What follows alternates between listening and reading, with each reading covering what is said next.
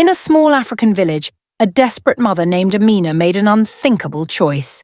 She began selling her breast milk to strangers to feed her starving children.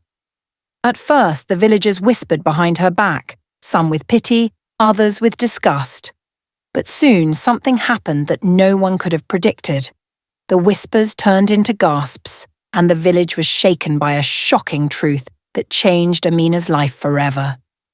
What could have happened? Was she betrayed, rewarded, or caught in something far more dangerous? The village of Mbale was nestled between rolling hills and a vast stretch of farmland, where the scent of earth and wood smoke lingered in the air. The people here lived simply, bound by tradition and the unspoken rules of survival.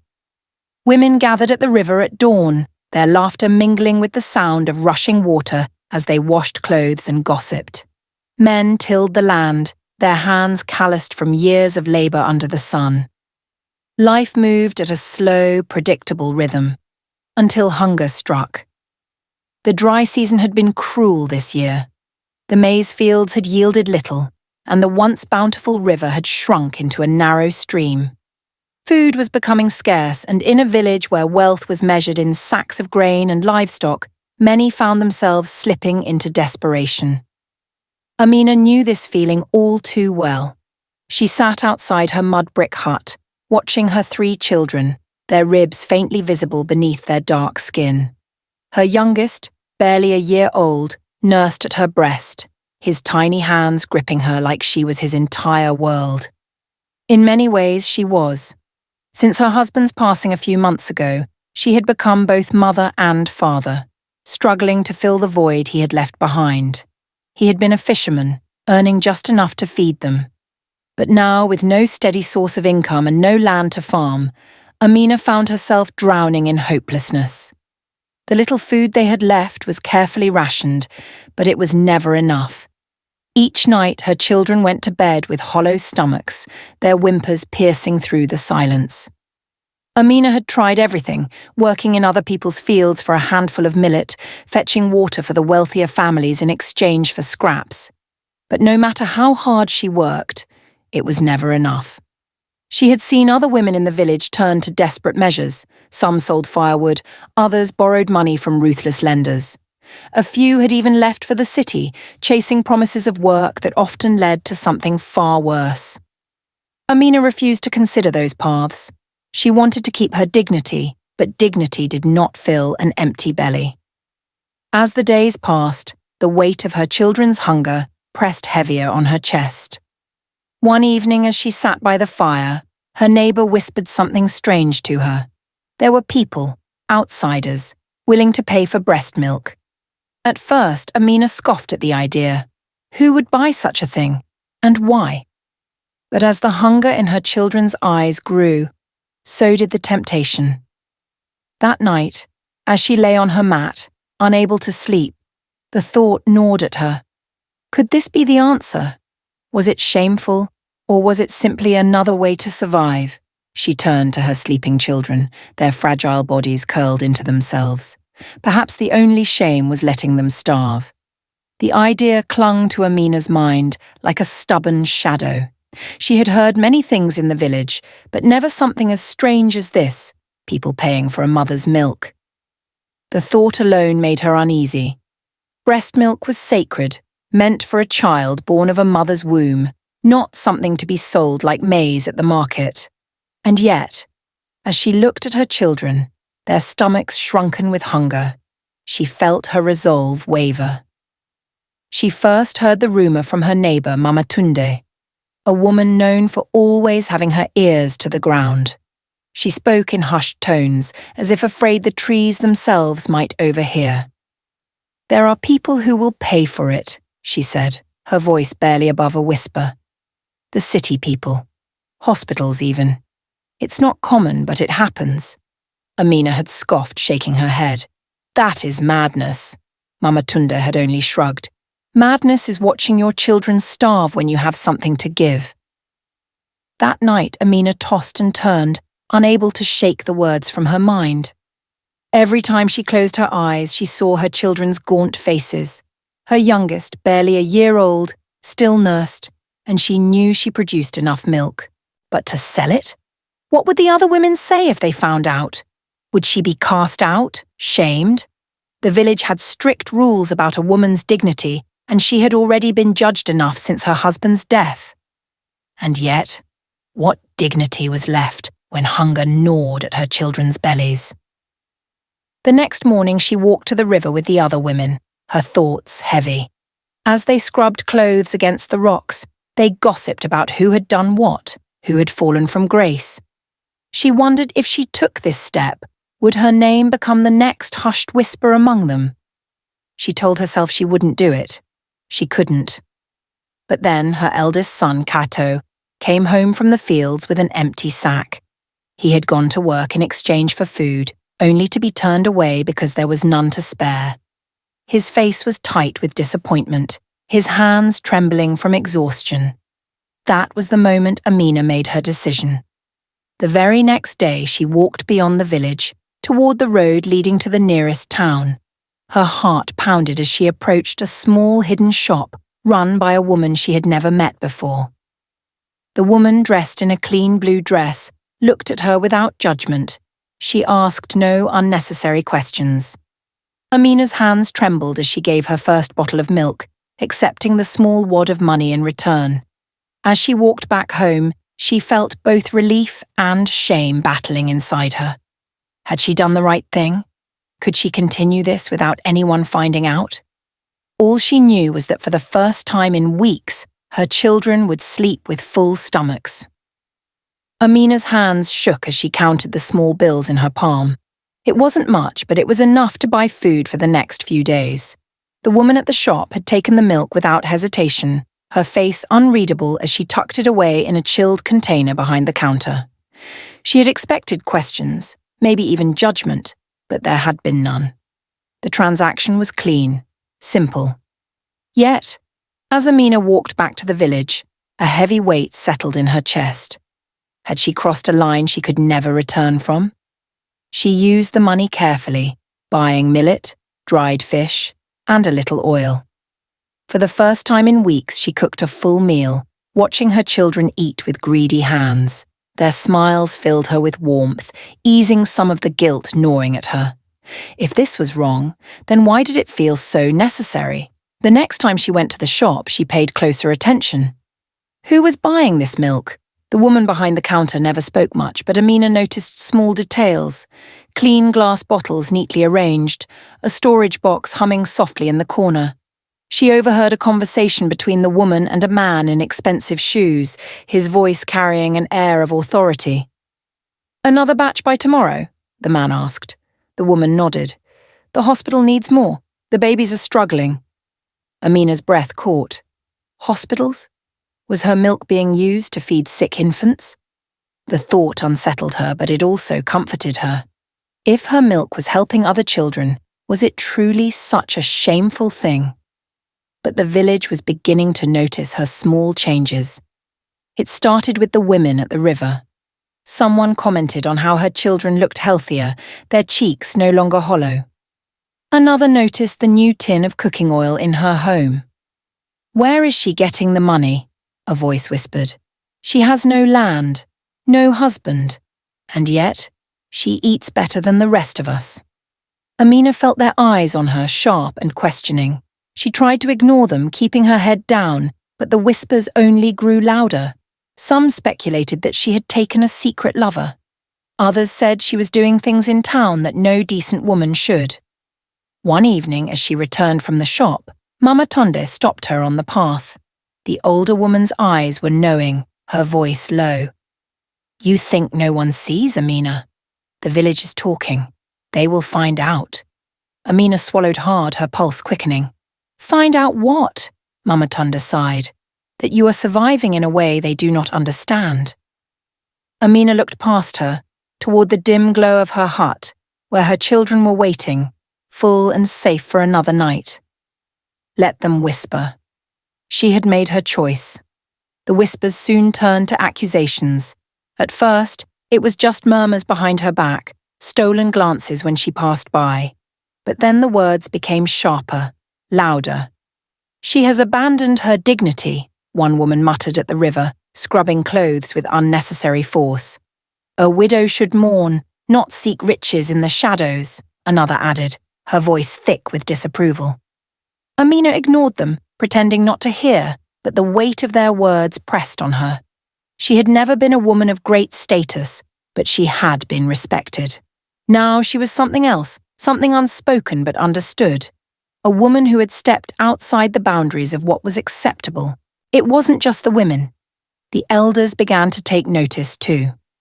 One afternoon, as she walked past the village square, she saw them gathered under the large acacia tree. The village chief sat in the centre, his face stern, while the local religious leader spoke with urgency. "There is a woman among us," the old man declared, his voice heavy with disappointment. "A woman who has chosen a path of shame." Heads nodded in agreement.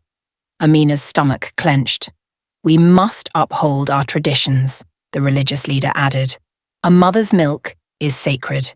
It is not for trade like cattle or grain. To sell it is to bring disgrace upon our people." She knew they were talking about her. Though no name was spoken, everyone knew. She felt their stares, their silent condemnation. That evening, as she walked home, a group of young boys ran past her, their laughter carrying a cruel edge. "Milk seller," one of them jeered before disappearing into the night. Amina clenched her fists, forcing herself to keep walking. The village was turning against her. Women she had once called sisters now refused to meet her eyes. When she arrived at the market, the butcher handed her meat with hesitation, as if her touch might taint it. Still, she did not stop. Each night she continued her quiet journey to the shop in town, exchanging bottles of milk for the money that kept her children fed. She moved like a shadow, slipping in and out before anyone could see. But she could not escape the loneliness creeping into her heart. One evening, as she sat outside her hut, staring at the darkened sky, her eldest son approached her. "Why do they hate us, Mama?" he asked, his voice small. Amina looked at him, his young face carrying burdens he should not bear. She reached for his hand, squeezing it gently. "They do not understand," she whispered.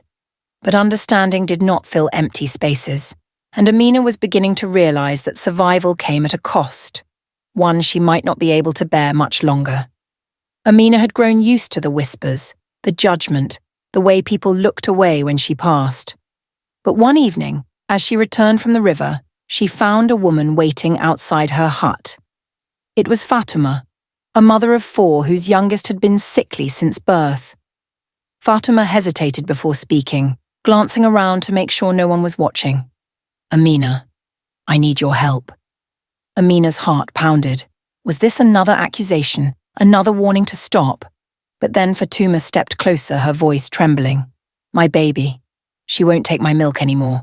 She cries all night. I fear she is growing weak." Amina's breath caught. She had never considered that other mothers might struggle to feed their own children. "I heard that you have enough," Fatuma whispered. "I won't tell anyone. I just need a little. For her." Amina swallowed hard. For weeks the village had cast her aside, made her feel like an outcast. But now here was a mother desperate just as she had been. She nodded slowly. "Come back tonight."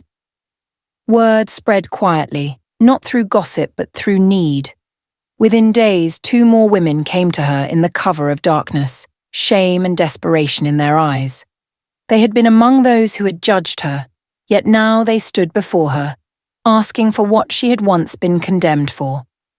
Amina gave them what she could, refusing payment. She knew their pain too well. Then, something unexpected happened. One morning, as she arrived at the shop in town, the woman behind the counter handed her a folded note. "A doctor came by asking for you," she said. Amina stiffened. "A doctor?" The woman nodded. "He works with sick babies in the city. He wants to meet you." Amina hesitated. Was this a trap? Another way for the village to shame her? But curiosity won over fear, and 2 days later, she found herself sitting across from a man in a crisp white coat. "I've heard about you," the doctor said, his voice kind. You have something rare, an abundance of milk, and the willingness to share it. Do you know how many babies in the city struggle because their mothers cannot produce enough?" Amina said nothing, unsure of where this was going. "I want to offer you something," he continued. "A proper arrangement, a steady income for your milk, sent to hospitals that need it." Amina's pulse quickened. This was no longer a quiet, shameful secret. This was something bigger. The demand grew almost overnight. What had started as a desperate act to feed her own children was now something she could no longer hide. And as her name travelled beyond the village, so did the realization. What she had been doing was not shameful. It was saving lives. One evening, just as the sun dipped behind the hills, Amina arrived at the shop in town for her usual exchange. But this time, the woman behind the counter didn't take her milk immediately. Instead, she nodded toward the back of the shop. "There's someone who wants to meet you," she said. Amina stiffened. "Who?" Before she could answer, a man stepped forward from the shadows. He was tall, well-dressed, with polished shoes and a watch that gleamed under the dim lantern light. Everything about him spoke of wealth that was rare in a place like this. "You're the woman I've been hearing about," he said, his voice smooth. "The one who sells milk." Amina felt a chill run down her spine. Something about him was different from the doctor. The doctor had spoken of sick babies in hospitals, but this man, he was looking at her like she was something more than just a mother. "I want to make you an offer," he continued. "A real one." She frowned. "I already sell my milk to the hospitals," he chuckled. "Yes, but not to me." He reached into his coat and pulled out a thick bundle of cash, more money than Amina had ever seen in her life. He placed it on the counter between them. "This is just the beginning. I'll pay you triple what they do, for an exclusive supply." Amina's heart pounded. "Why?" The man's smile didn't quite reach his eyes. "Let's just say, there are people who need it, people who are willing to pay well for something as pure as yours." Something about the way he said it made her uneasy.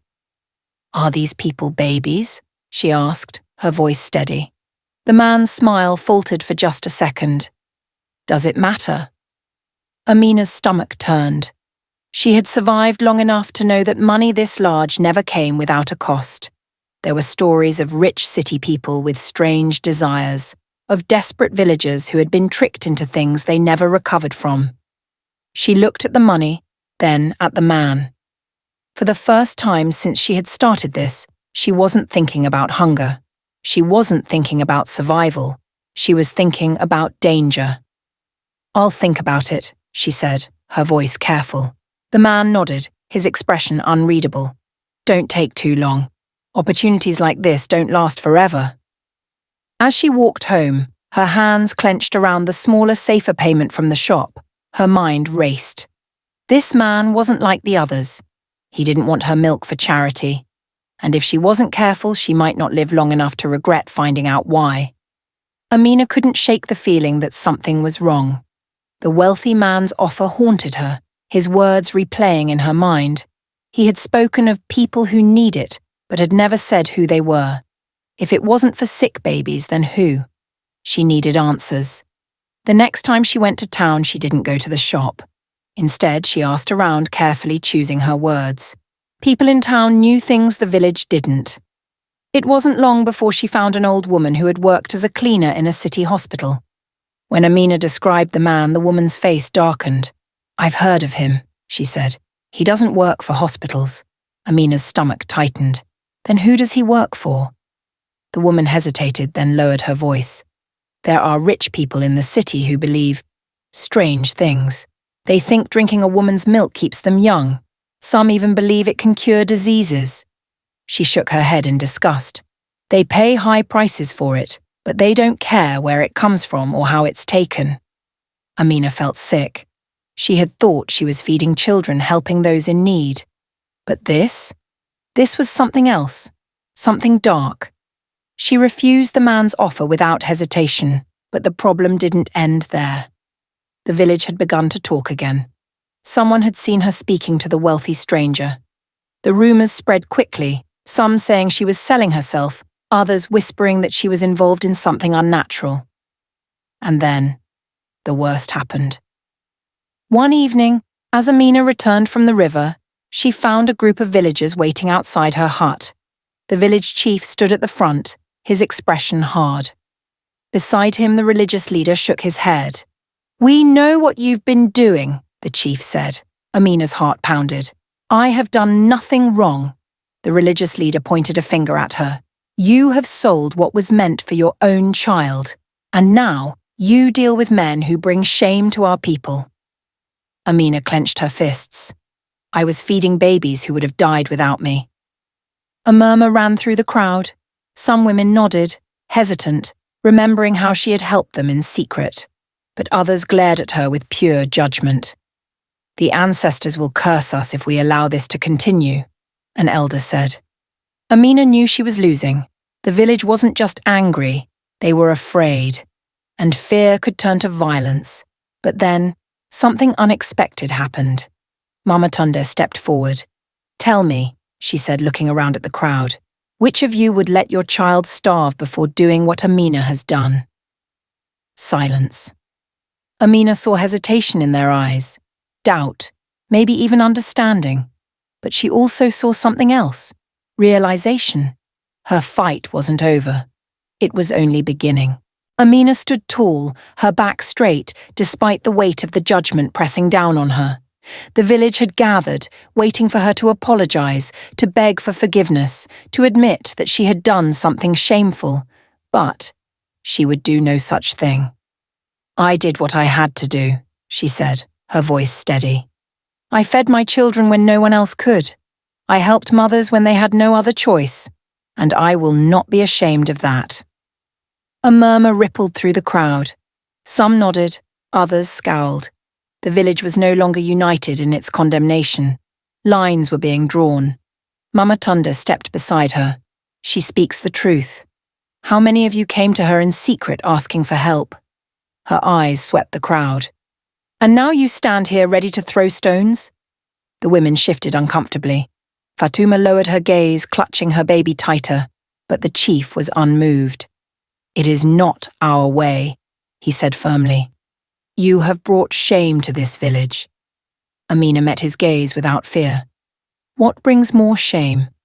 A mother doing what she must to survive, or a village that turns its back on its own? Silence. The division was clear now. Some of the younger women, the ones who had whispered their thanks to her in secret, stepped closer. A few men, those who had known true hunger, exchanged uncertain glances. The elders, the ones bound to tradition, stood firm in their disapproval. Then the religious leader spoke, his voice thick with warning. "If you continue, you will not be welcome here." Amina's heart pounded. She had spent her entire life in this village. Every memory, every joy, every sorrow was rooted in this land. But she also knew one thing: her future could not be built on the fear of others. She turned to her children, who stood behind her, watching with wide, worried eyes. They were the reason she had done all of this, and they were the reason she could not stop now. A deep breath filled her lungs. "Then I will leave," gasps echoed around her. "You would abandon your home?" someone whispered. Amina shook her head. "Number my home abandoned me the moment it chose shame over survival." A beat of silence. Then Mama Tunde nodded. "If she leaves, I leave with her." One by one, others hesitated, then stepped forward. Women who had struggled, young mothers who had felt the sting of hunger. Even a few men, those who had daughters and sisters, who now saw the truth in Amina's fight. The village was no longer whole. Amina turned toward the road leading beyond the village. She didn't know exactly where she was going, but she knew one thing: she would never again let others decide her worth. Amina had never imagined leaving the village, but as she walked down the dusty road with her children by her side, she felt something unexpected: freedom. The weight of shame, of whispers behind her back, of judgmental stares, no longer clung to her. She had chosen her dignity over fear. But where would they go? As the sun began to set, a familiar voice called out behind her. "Amina, wait!" She turned to see the doctor from the city approaching, his car kicking up dust as it came to a stop beside them. He stepped out, his face filled with urgency. "I heard what happened," he said, catching his breath. "You don't have to do this alone." Amina hesitated. She had trusted before and nearly been taken advantage of. But something about the doctor's eyes told her he wasn't here to deceive her. "I came because I have a proposal," he continued. "There are places, clinics, hospitals, where women struggle just like you did, where babies are dying because they don't get enough nutrition."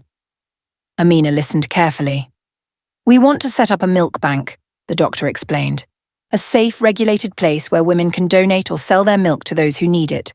No secrecy, no shame, just help where it's needed." A milk bank. Amina had never heard of such a thing, but as she thought about it, she realized it was exactly what had been missing all along. A way for mothers to support each other without fear. A way for her struggle to mean something more. "But why me?" she asked. "I'm just a woman from a small village." The doctor smiled. "Because you had the courage to do what no one else would. Because you've already been helping people, even when they turned against you." Amina felt something stir deep inside her, pride. For the first time, someone saw her not as a woman who had broken traditions, but as a leader. She looked at her children, then at the road ahead. Where do we start? News of Amina's new path spread quickly. At first, the village clung to its judgment, but as time passed, something strange happened. Stories trickled in from the city, stories of babies saved, of struggling mothers finding relief, of a woman from a small village who had defied shame and turned it into something powerful. One by one, the whispers changed. "She was right," some admitted. "We turned our backs on her," others murmured. And then, one day, as Amina returned to visit, she found something unexpected. Fatuma, the mother she had helped in secret, stood waiting. She held out a small bundle, her once frail baby, now strong and smiling. "Because of you," she whispered, "my child lived." Amina smiled, tears in her eyes. She had left in disgrace, but now she had returned as something else, a symbol of change. Amina stood at the entrance of the village, the warm breeze carrying the scent of the land she once called home. It had been months since she left, months filled with uncertainty, hard work, and an unexpected transformation. She was no longer just a mother struggling to survive, she was a woman with a purpose. The milk bank in the city had flourished beyond what she could have imagined. Women from different villages came, some shy, some hesitant, but all carrying the same burden she once bore. They shared their stories, their struggles, and together they built something bigger than any of them could have done alone. Amina had become more than a supplier, she was a leader. She trained other women, ensuring they received fair payment, dignity, and respect for their contributions. No longer forced into secrecy, they were now recognized as caregivers, providers, and change-makers. But something had always lingered in her heart, the village. Would they ever see her differently? Would they understand why she had done what she did? As she stepped into the village square, she noticed how the whispers had changed. They no longer carried the sting of shame but the weight of reflection. Mama Tonda was the first to approach. The old woman, once her strongest supporter, looked her up and down and smiled. "You left with nothing, and yet you return with everything." Amina chuckled softly. "Not everything," she said, glancing at her children, who now looked healthier and happier than they ever had. "But enough." Then, to her surprise, the chief stepped forward. His once stern expression was softer now, his eyes filled with something she hadn't seen before, understanding. "We misjudged you," he admitted. "We saw shame where there was only survival, and we turned away when we should have stood with you." Amina nodded, not out of arrogance, but out of quiet acceptance. "Some of us," he continued, "still hold to the old ways, but others, Others have started to wonder if maybe, just maybe, you showed us a new way. Amina glanced around. Faces that had once been cold were now filled with uncertainty, but also curiosity. It was not a full acceptance, not yet. Change was slow in a place like this, but the seed had been planted. I didn't come back for forgiveness, she said, her voice clear and steady. I came back because no woman should ever feel as alone as I once did. And with that, she extended an invitation. Any mother struggling to feed her child, any woman who needed support, would find it at the milk bank. No shame, no secrecy, just help. As she turned to leave, Fatuma's voice broke the silence. Thank you, Amina. A single voice, but then another, and another. She walked away, not as an outcast, not as the woman they had once judged, but as someone who had changed the course of their lives forever. A survivor, a leader, and finally, at peace.